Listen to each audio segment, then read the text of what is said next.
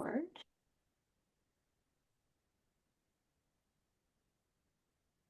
Okay, I'd like to welcome everyone back to our first podcast of 2026 for our Inhale Life Asthma Conversations from the Chicago Asthma Consortium. I'm your host, Charmelia Nienhuis, and I'm an asthma physician at the University of Chicago. And today we're talking about something most of us rarely think about, but actually really should, and it's radon. So, radon is a naturally occurring radioactive gas, and it's actually the second leading cause of lung cancer in the United States, yet many homes have actually never been tested for it. And today, my guest is Mr. Dan Potter from DuPage Radon Contractors.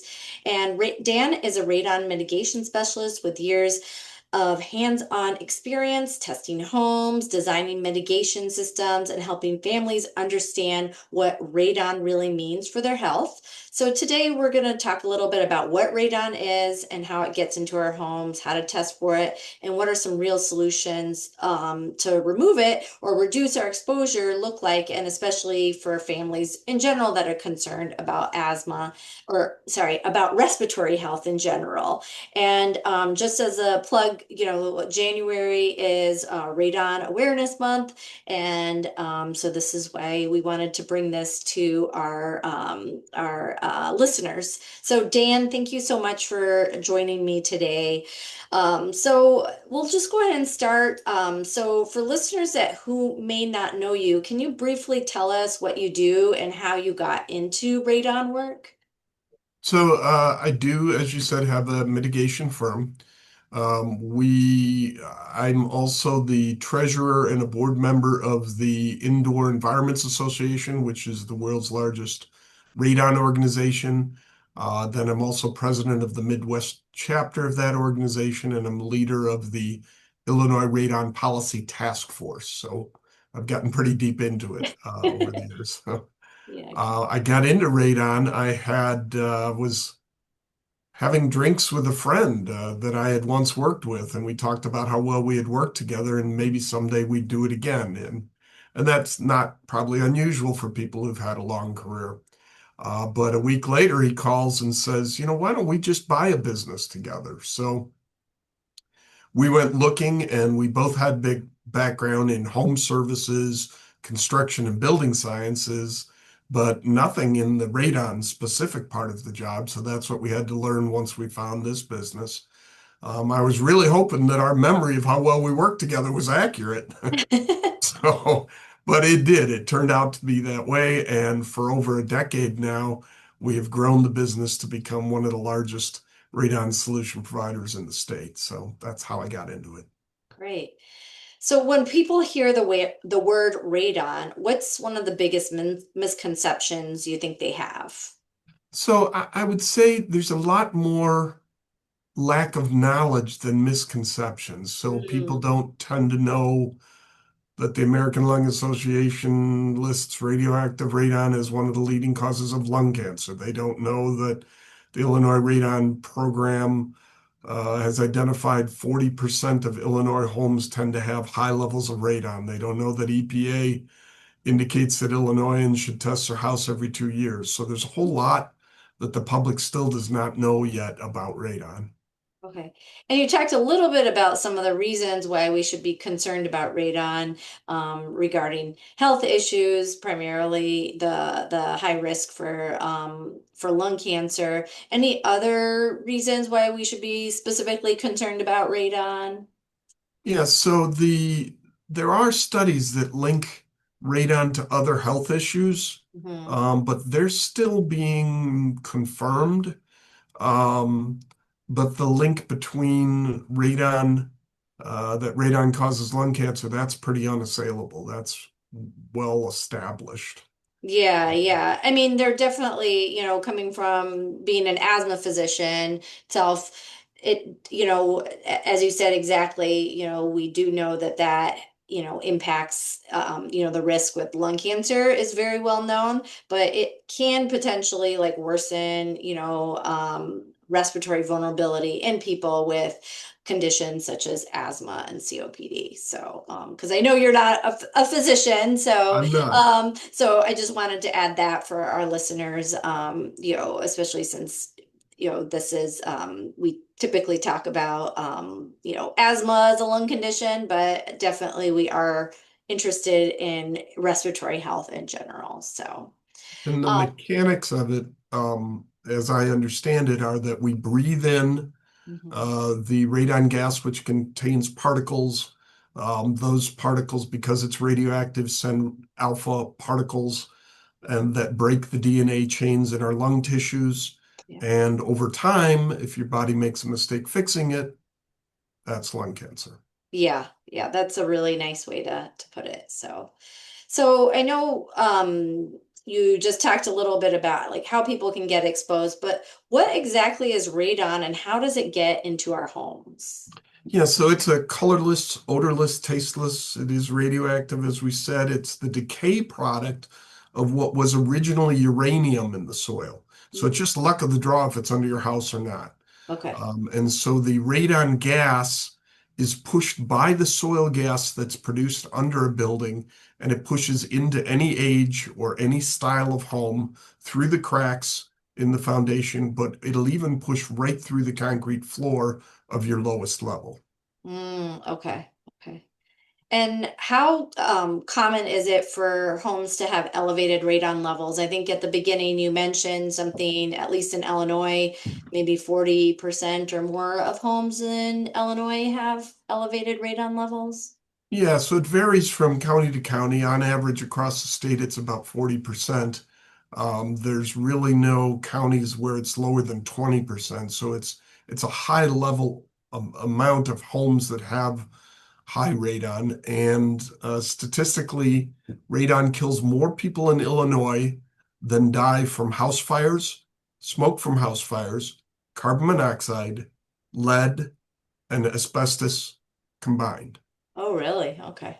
Okay, so that's a lot. So what are some of the different ways people can actually test for radon and which would you recommend? Yeah, so there's really three ways they can do it. They can hire a professional. You can buy a do-it-yourself one-time test, or you can buy a continuous monitor. Hmm. They all have their pros and cons, and I don't think any of them should be taken off the list of possibilities. The professional, which will be more expensive, is sometimes more accurate because they understand better where to put the test. There are different places in the house where you don't want to place the test. The do-it-yourself one-time tests are less expensive, and they're okay if you follow the instructions carefully. You can also get affordable continuous monitors now have become available. They're good if you be sure you spend over about $120 for them. Some of the less expensive ones are knockoffs that Okay. might not be calibrated correctly at the factory. So Hmm. there's some industry concern for the knockoff brands. Um, Also, if you get a continuous monitor, you want to know that they're not able to, most of them are not able to be recalibrated over time. So after a handful of years, you'll want to replace that monitor because it may have gotten out of calibration. Okay. And then are there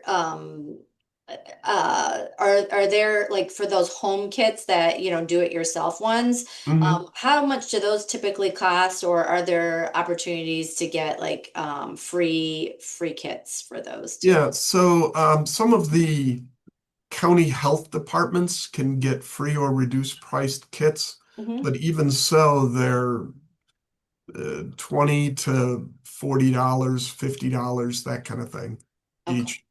Professional will cost you 120 to $200, that kind of thing. Okay. Okay. I appreciate And those that. continuous monitors, if you buy a good one, you're probably about $200. Mm, mm, okay. And you mentioned earlier on that we should be testing for radon every 2 years. What Mhm. is the reasoning behind doing it every 2 years? So, if you remember, I had said that it's part of a decay chain. So, Mm, you get uranium in the soil, and after several million years, it turns to radium. And after several thousand years, the radium turns to radon gas. So, mm, if you test today and you have no radon, what you don't know is whether or not you might have radium, whose time next year it is to turn to radon gas, or okay. next month. Uh-huh. So that's really why we test every couple years because you don't know when it's suddenly going to change. Okay.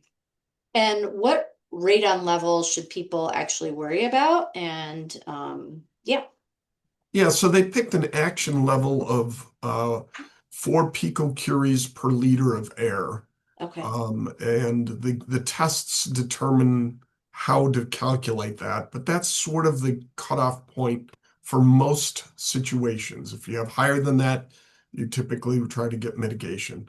But it also depends on how much you use that lower level of your house. So Mm. if you use your basement extensively or have someone sleeping in the basement or the lowest level, you may want to mitigate with numbers closer to 3 picocuries per liter of air. Oh, okay. And I guess kind of let's get into the mitigation. So if you do have those high levels, like 3 or 4, as you mentioned, what should you do? Yeah, so most houses have a layer of gravel underneath the concrete slab of their lowest level, like their basement floor or crawl space floor. Um, we install a piping system and a fan that we core a hole through that slab and we suction the gravel from that layer, or they suction the soil gas from that layer of gravel and discharge the soil gas and with it the radon outside above the roof edge.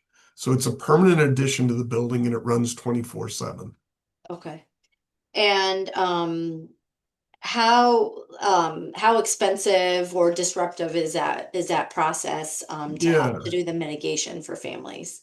So the systems do produce a small whirring sound, Mm, but they're less noisy than that big air conditioning compressor you have outside. mm, Um, they're more akin to a refrigerator would be sitting on the outside of your house. And otherwise, besides that, they're not disruptive at all to families' lifestyle. okay. They tend to cost between $1,100 and $7,000. Well, that's a big range. It's a really big range, right? But the good part is the vast majority are in the lower end of the range. So the Okay. majority of them are 1,500 to 2,900. Okay. Okay. And how effective are those mitigation systems for reducing radon levels then? Yeah, they're really effective. So we've installed over 17, our company has installed over 17,000 of these over Oh the my last goodness. 35 years, and Uh-huh. we have a 100% success rate at getting the levels down. Okay. And typically they keep them down. You are still supposed to test every 2 years, but when the fan's running, the vast, vast, vast majority of the time, they do the job that they're supposed to do. Okay. And do the systems, the mitigation systems itself require any ongoing maintenance, or is it kind of set it and forget it, or? It's pretty much set it and forget it. So there's a gauge that you can check just to make sure your system's running, or you can get an alarm that activates if the suction stops. There's really very little maintenance. Except for a fan replacement, and you usually need to do that maybe every 7 to 12 years for a few $100s. Mm-hmm. Okay. And are there things that people actually try to do to reduce radon that don't actually work? Yeah. Yes. So sometimes when people read online that radon can come through floor cracks, they think they might be able to stop it with caulking the floor cracks or painting the floor. And the vast majority of the time, this doesn't keep out the radon. Okay. The other misconception is that, so in Illinois, after 2013, most houses were built pre-piped for radon in case you need a radon system. Okay. But many people misunderstand and think they've got an active radon system and that they're protected and they don't test regularly. but in fact, it's just a piping system. And so they need to test regularly. And if it does test high, then you have a firm lock iris come in and we put in the fan and we tweak it all and make sure that the existing piping becomes a active system. Okay. And I forgot to ask you this earlier, like how long does that installation process take? Like, is it a few days or is it something an hour? So we install probably 99% of our systems we can install in one day. If it's a big elaborate system, we put more people on it, but we typically have 1 day installation. And then you just wait 24 hours, let it run 24 hours before you retest. Okay. Okay. Um, so just kind of wanted to, since it sounds like you've been in this business for a long time, I'm sure you have some stories that maybe have stuck with you. So I was wondering if you wouldn't mind sharing one of those stories.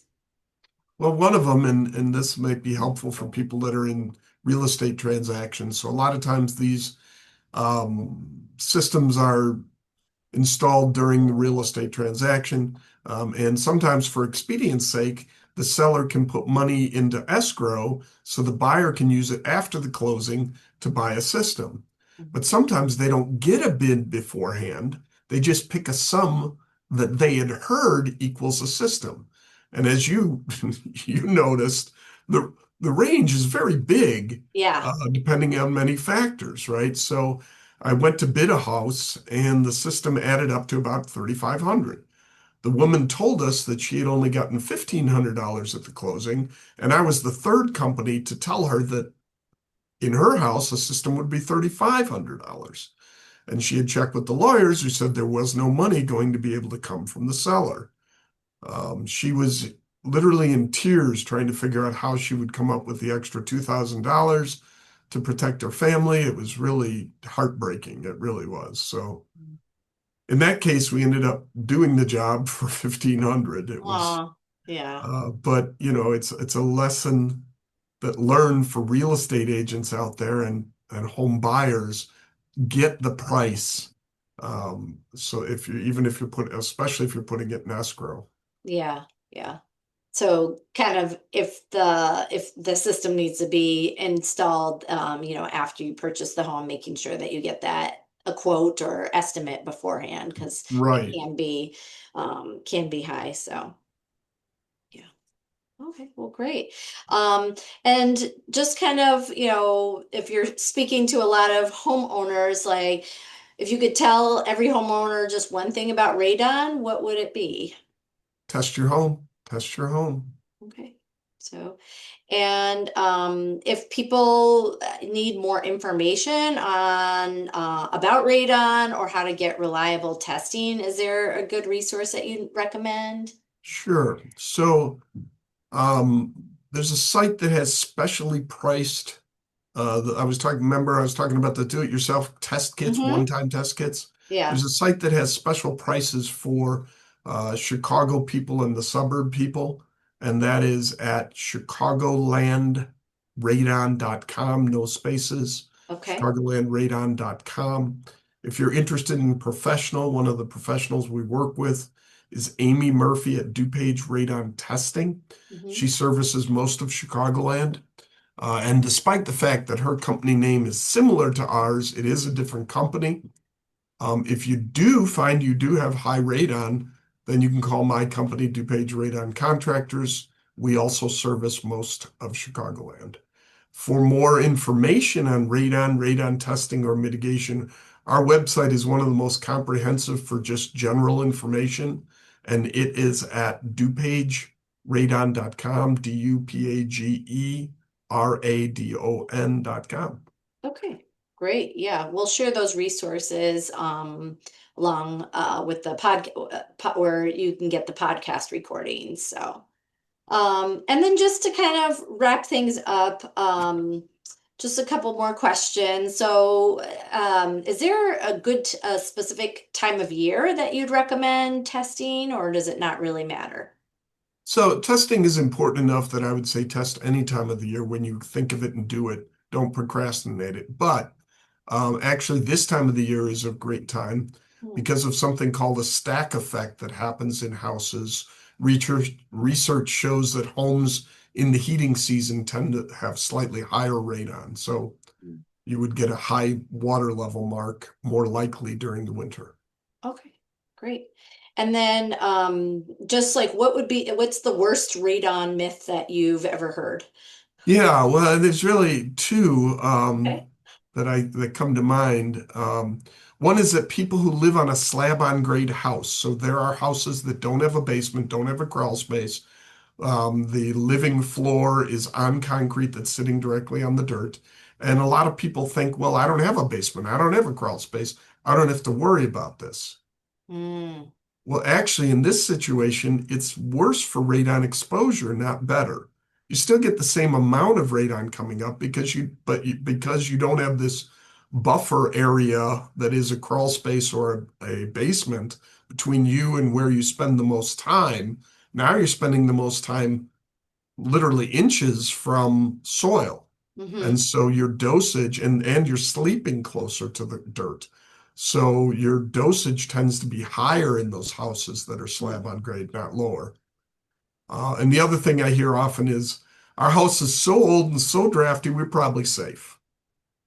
Well, for a bunch of different things that happen, including stack effect, drafty houses are not always consistently lower levels, radon levels. And every year we mitigate hundreds of old and drafty houses that had tested for high radon. So both of those two are really myths that persist.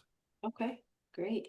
So, Dan, I just want to thank you again for sharing your expertise today. This is one of those topics that really feels invisible until you understand how important it really is. And I think one takeaway that I have from today's conversation is, first of all, that radon is easy to test for, manageable to fix, and worth paying attention to when it comes to protecting your family's health. Again, I'll share those links in regarding the radon testing resources and information. And again, thanks to everyone for listening, and we'll see you next time. Thanks Thank again. you. Take care.